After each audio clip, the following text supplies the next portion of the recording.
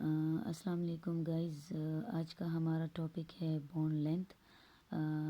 Bond length का जो topic है ये फर्स्ट ईयर केमिस्ट्री की बुक फर्स्ट ईयर में ये थर्ड चैप्टर में है। तो बॉन्ड लेंथ असल में टू कोवेलेंटली बॉन्डेड न्यूक्लियाई के बीच का जो डिस्टेंस होता है that is called its bond length. It may be defined as the internuclear distance between the two covalently bonded nuclei in a molecule. ठीक है, जैसे कि ये हमारे पास दो न्यूक्लियाई है, देयर आर टू न्यूक्लियाई और इनके बीच के डिस्टेंस को इंटरन्यूक्लियर डिस्टेंस कहा जाता है. The nuclei in this bond, ठीक है, they are not static, they are in continuous to and fro motion. मतलब कि यहाँ पे जो है फोर्सेस ऑफ अट्रैक्शन और रिपल्जन जो है वो यहाँ पे इक्विलिब्रियम में होते हैं, ठीक है ना. और दूसरे वर्ड्स में हम ये भी कह सकते हैं कि जो न्यूक्लियाई होते हैं वो continuously to and fro motion में होते हैं. लाइक यहाँ पे जो है वाइब्रेशन होती है, ठीक है. बॉन्ड लेंथ को जो है तो हम एक्सपेरिमेंटली डिटरमिन करते हैं with the help of X-ray diffraction technique, ठीक है. बॉन्ड लेंथ को हम मेजर कर सकते हैं इन एंगस्ट्रॉम, नैनोमीटर और पाइकोमीटर, ठीक है.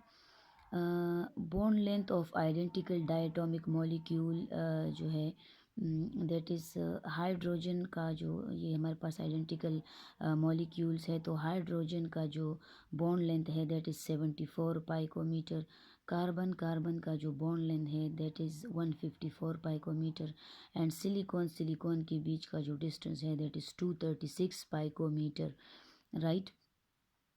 तो अब एटम का साइज़ चूँकि बहुत ज़्यादा छोटा होता है तो इसलिए हम अलग से आइसोलेटेड एटम का जो है तो बॉन्ड जो लेंथ है वो फाइंड आउट, जो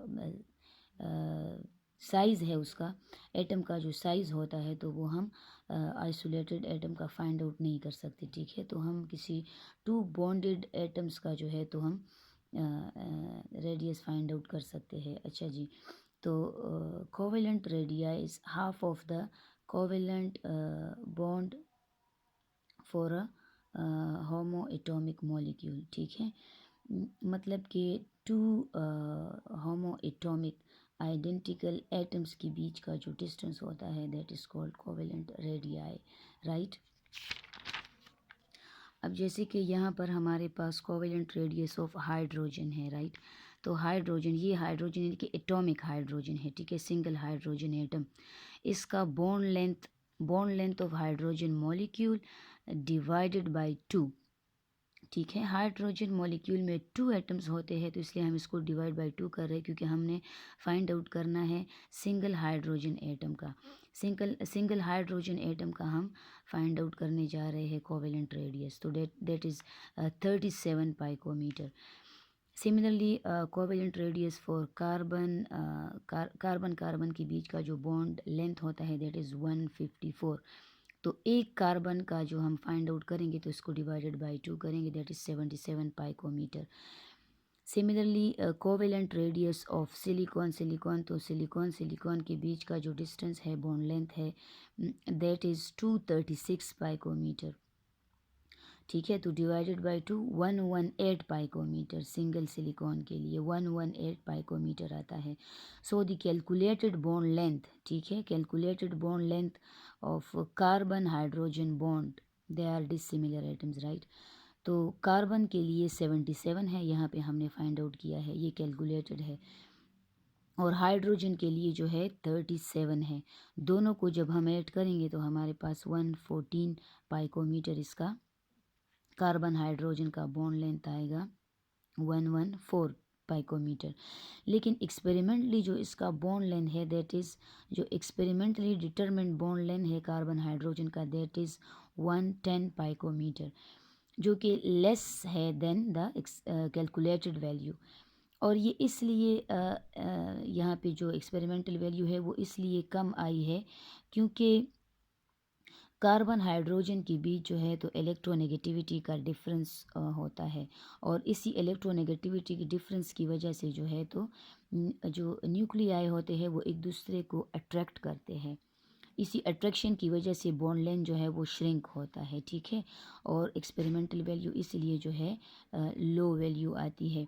सो वी कैन से कि bond length is an additive property, right. ये जो है एडिटिव प्रॉपर्टी है।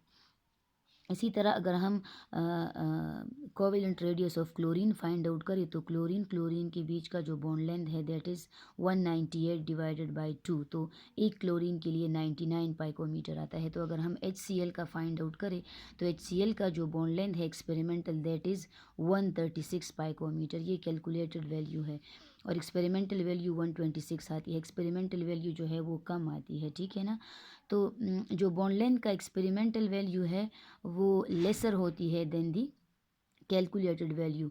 तो हम कहते हैं कि ये जो बॉन्ड लेंथ है it is an additive property. By adding the bond length of two nuclei तो हम हमारे पास ये वैल्यू आती है 136, जो कि ग्रेटर है then the experimental value.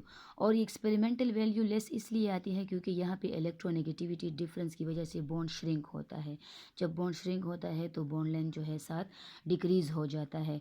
Factors affecting bond length, तो सबसे पहले इलेक्ट्रोनेगेटिविटी जो है बॉन्ड लेंथ को इफेक्ट करती है। जितनी इलेक्ट्रोनेगेटिविटी इंक्रीज़ होगी बिटवीन टू बॉन्डेड एटम, जितनी इलेक्ट्रोनेगेटिविटी इंक्रीज़ होगी उतना जो है बॉन्ड लेंथ में डिक्रीज़ आएगा, क्योंकि इलेक्ट्रोनेगेटिविटी जब इंक्रीज़ होती है तो जो बॉन्ड लेंथ होता है वो श्रिंक होता है, ठीक है ना।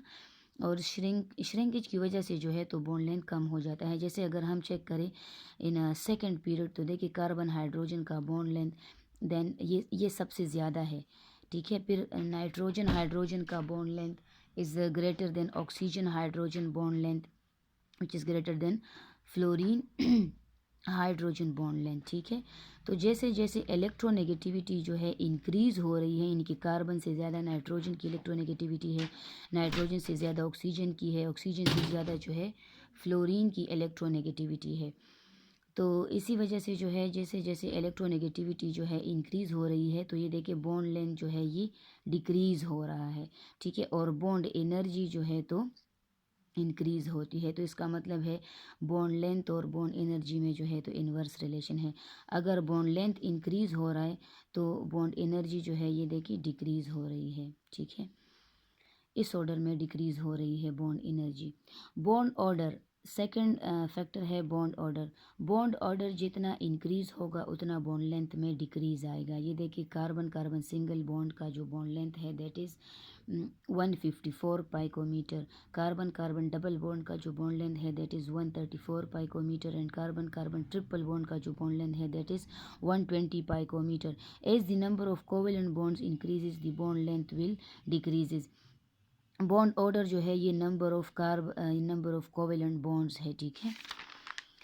नेक्स्ट है साइज ऑफ एटम। जितना साइज ऑफ एटम इंक्रीज होगा bond length will be increases, ठीक है। जैसे let suppose as the size of atom increases the bond length will increases. For example as we move down the group the size of halogen will increases. Down the group halogens का size increase होता है, यानी कि iodine का size सबसे ज़्यादा होता है। और इसी तरह जो है बॉन्ड लेंथ जो है वो भी इंक्रीज होता है। s orbital character, as the s orbital character increases bond energy will increases and bond length will decreases।